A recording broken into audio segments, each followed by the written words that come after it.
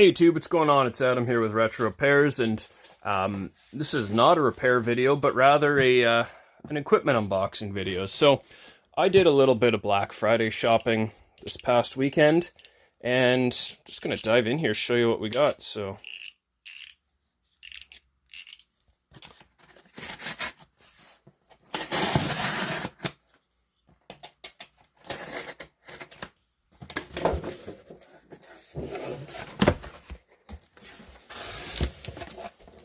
alright, so I'm going to go with the little side bits first. Bought myself some new solder, so MG Chemicals 6040 with flux. So this is pretty much the same stuff I use in most of my videos. This is the .032 inch, which is 0.8 millimeters, depending on how you measure it.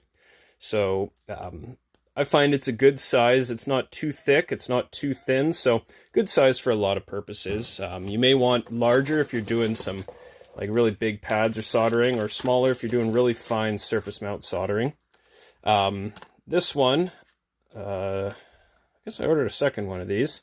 Anyways, flux pens, so always handy to have. I use these a lot. I find they're very convenient. You don't have to fill up syringes with flux or anything like that. And some, what's it called? Scratch pens. So these are fiberglass scratch pens, good for cleaning rust off surfaces, but also apparently they work pretty well scraping away solder mask for traces. So I do a lot of trace repairs with cartridges, so that's always handy to have. But this is really the point of the video. So let's get rid of this box.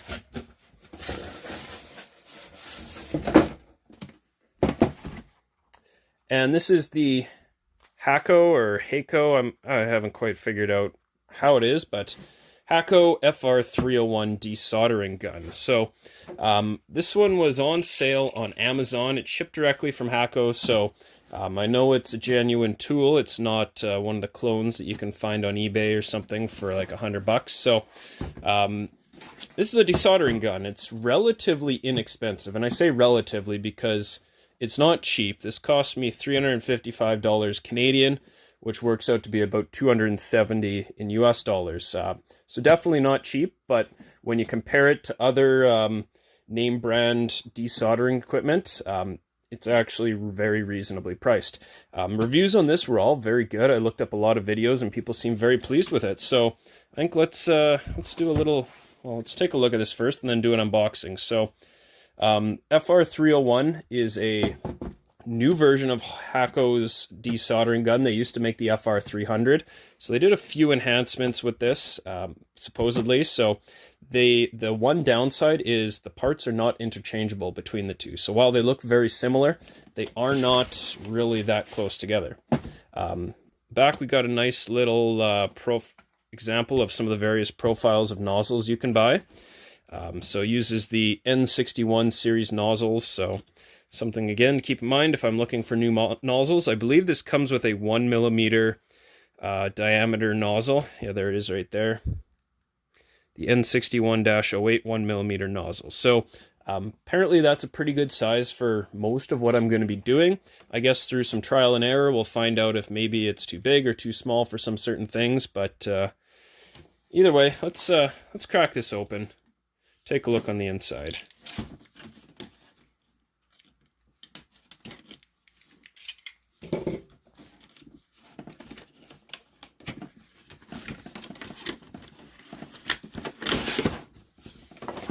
Okay, so sleeve is off.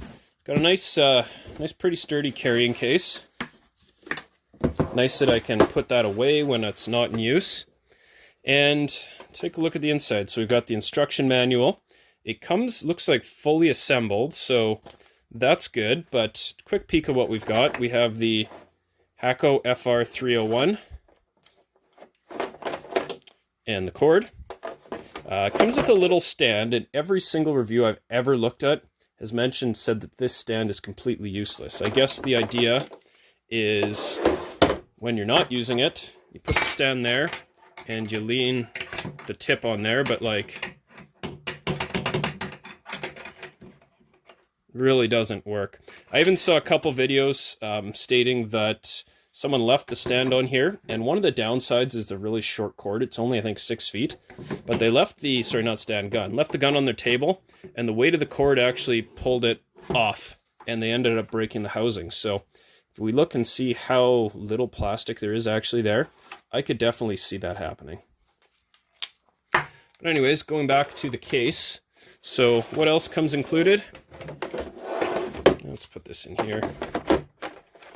This here is the nozzle removal tool, so I believe you throw that in there, turn it, and yep, there we go. So that sleeve comes off, and then the nozzle can be removed, cleaned, swapped out, whatever. And to put it back in, sorry, you didn't see that. So pull the sleeve off, that nozzle can come right off, swap it out with something else. To put it back in, it has to line up these little nubs there, and then I believe you line this up, push it in and twist it, and that's locked into place. So now taking a look at the gun itself, at the bottom here we have a temperature gauge and selector. So looks like it goes from 1 to 4, 350 degrees Celsius to 900 or to 500 degrees Celsius, which is 660 Fahrenheit to 930. So numbers are on the bottom here, and you can choose an appropriate temperature for the type of solder you're working with.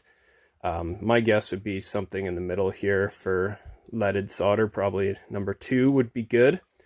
Power button is on the back here. So power button was actually a fairly common comment that I've seen on a lot of the reviews, and it's just due to the placement of it. Like, just looking here as an example, my hands aren't huge, but like I have to really point my thumb to get in there. It's not something that's easily hittable, and if you got big thumbs, you might have to use like the smallest finger you got.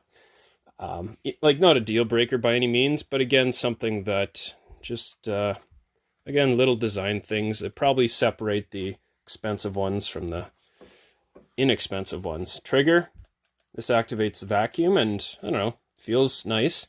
This here is actually the solder chamber in here. So there's a vacuum in here, and it will suck solder through the tip, which is hot. So this heats the solder up, goes into the chamber, and then has a filter here. So to remove it, it's actually kind of cool, kind of like almost like a little gun, for example, like a magazine, but you flip it back and it pops right out. So on the back here, there's a paper filter, and on the inside, you can't really see, but there's a little metal tray there that catches some of the solder, and then the air goes through that paper filter, through the gun, and then vents out somewhere. I don't know where it would vent out.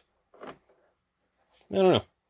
To put it back, we just line this up and then push the release here, and then that is firmly in place, I think. Yeah, looks like it. Yep, there it is. So that's kind of like a little crash course on the gun itself. Also included here are a couple of tools. So we've got a tool, I guess, for cleaning the 1mm tip. Yep, 1mm. So if we were to have, say, a larger tip, I might need to buy a larger tool. Then a little screwdriver for disassembly for if I need to do a thorough clean or repair or something. Hopefully I won't need to use that too much. So I think it's time to give this a test, put it through its paces, see what it does and what it doesn't do. So I'm going to grab a board with some through mount components, through mount components on it, and let's see how it works. So what I have here is a copy of Golden Axe for the Sega Genesis, and this particular game was sent to me by a viewer. Said it didn't work. Tried to take a look at it, see if we could get it working. So I went through the process of testing and replacing all the components, giving it a thorough clean, and it still doesn't work. So I've chalked this up to being a bad ROM chip. Now, previously, the way that I'd have to get these ROM chips out is using a desoldering braid. So this works by sucking the solder up into the braid. And I'm going to show you just kind of how painful that really was. All right, so the first step, whether you're using a desoldering gun or the soldering braid, is I like to add a little bit of fresh solder to each of these. So heat them up, add some solder to it, And you can run from point to point here. It doesn't matter if you get any type of bridging, because we're going to be desoldering it anyways.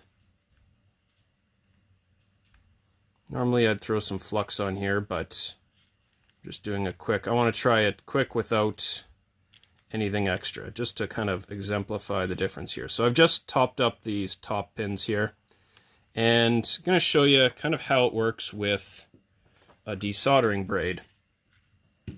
So get our braid here, line it up to the pins, touch it.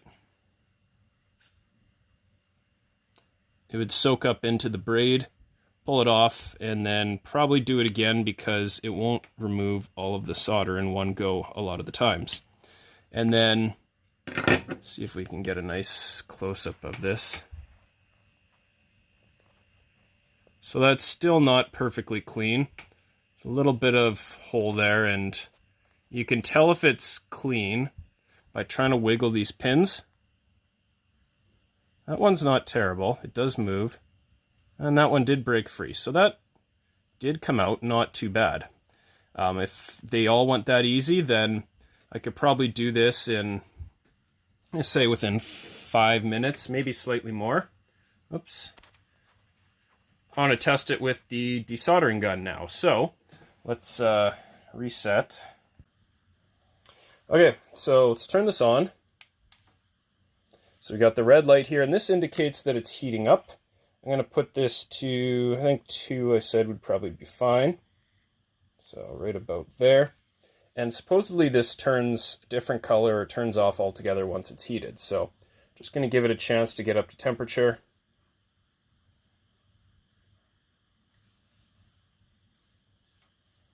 So it does take, seems a little bit longer than my soldering iron. I have a Hakko FR-301 which is again an inexpensive iron. There we go, that turned off. It gets up to all the way up to probably 700 degrees. I'm going to say within 10 seconds. All right, so we are hot. Now, I'm going to take a look at the tip here. So you see through the tip that there's nothing there. It's just a blob right at the end here. They come with a little blob of solder on it, so as soon as you hit that trigger the first time, and we've opened her up.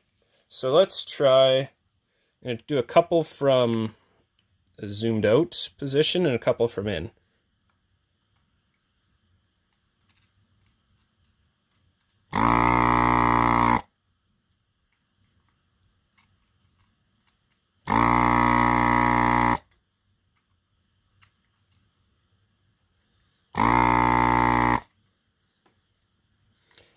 So let's take a look, and you can tell right away those 3 that I did right here look much better than the 2 that I had tried with the solder wick. So what I'm going to do is top those 2 up with some more solder and then hit them with the gun.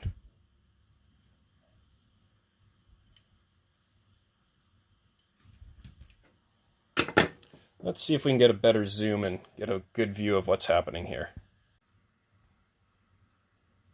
Okay, so looks like we got a pretty good view here.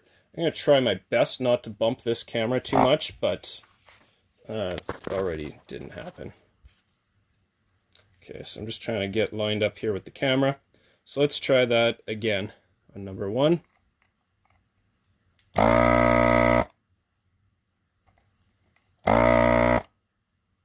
Pretty clean, pretty good, I must say.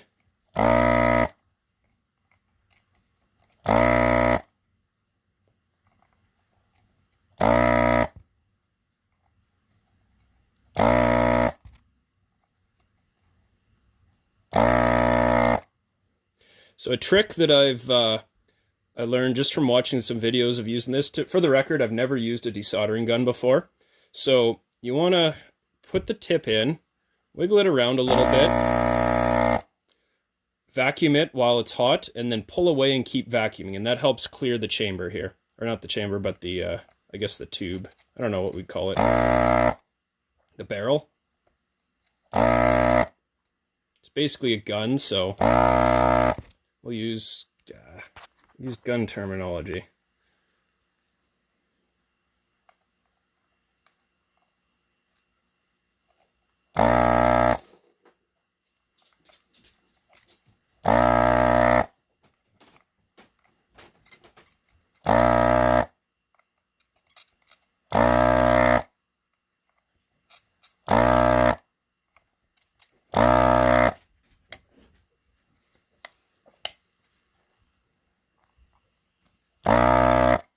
So on this side, I didn't touch this side up with new solder, so it is old solder, but geez, it seems to be coming up pretty well all the same, so definitely a nice little tool. I guarantee if I didn't have this, I'd be fighting with a soldering braid for quite a while.